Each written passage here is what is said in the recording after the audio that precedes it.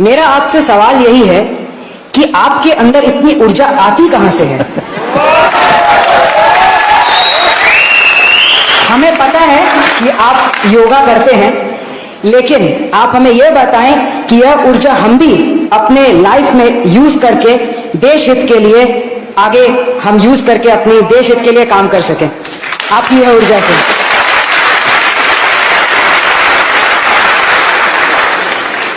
इसके कई जवाब हो सकते हैं।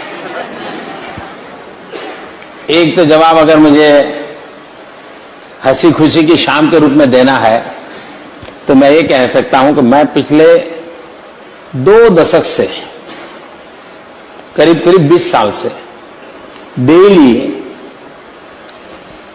1 kg 2 kg गालियां खाता हूं।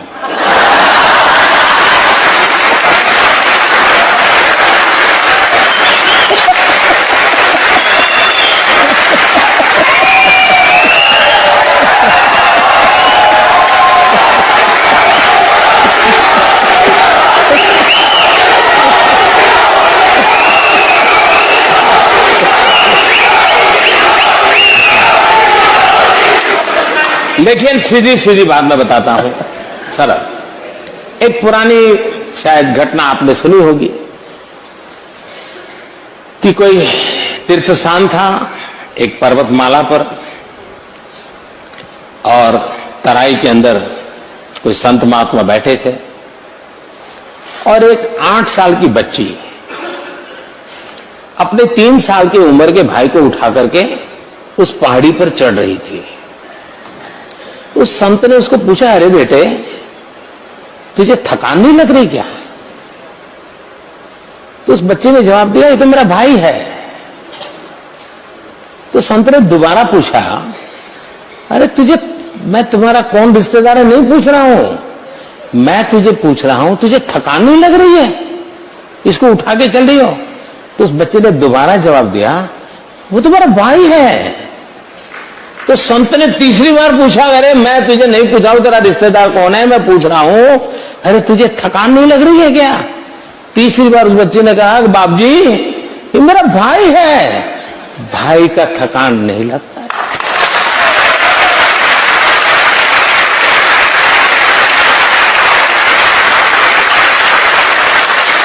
मेरे लिए 125 करोड़ देशवासी ये मेरा परिवार है।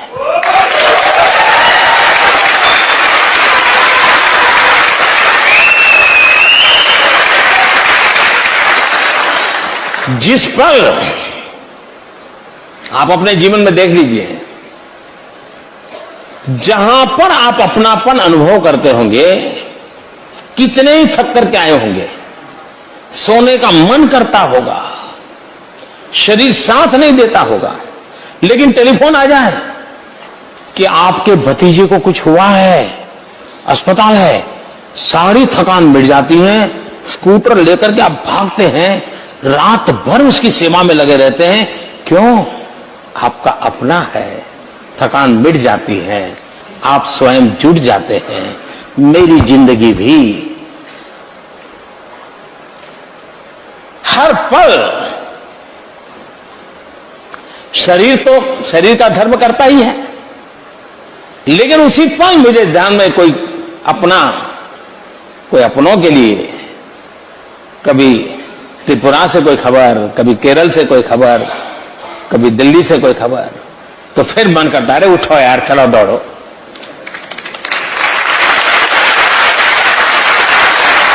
तो सबसे बड़ी बात है मन की अवस्था।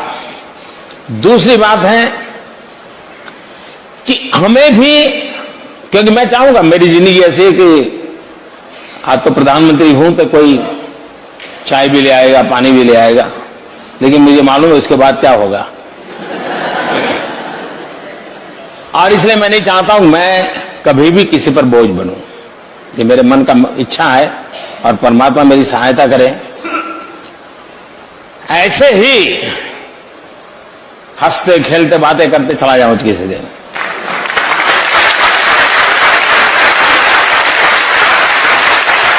जिंदगी में किसी पर बोझ न बनूं, और इसलिए शरीर को जितना फिट रख सकता हूं, शरीर से जितना काम ले सकता हूं, जितने नियमों का पालन कर सकता हूं, जितना भी मैं सीख पाया हूं, उसको मैं जीने का प्रयास करता हूं। और मैं सभी नौजवानों से कहना चाहूंगा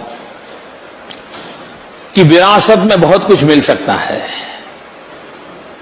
लेकिन अपने आप को फिट रखना, ये अपने माँ बाप की विरासत के ऊपर भरोसा नहीं रख सकते, वो आपको अपने आप करना पड़ता है जी।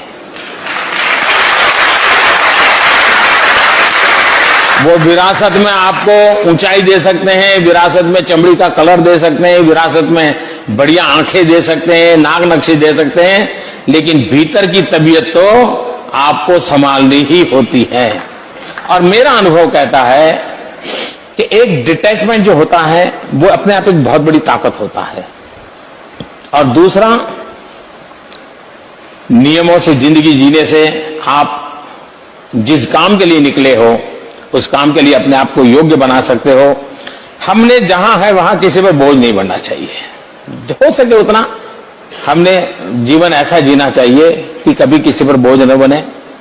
और ये फिटनेस मंत्र तो आपने दे ही दिया कि फिटनेस विरासत में नहीं मिलती। हाँ ये तो आपने यूज खुद ही करनी पड़ती है।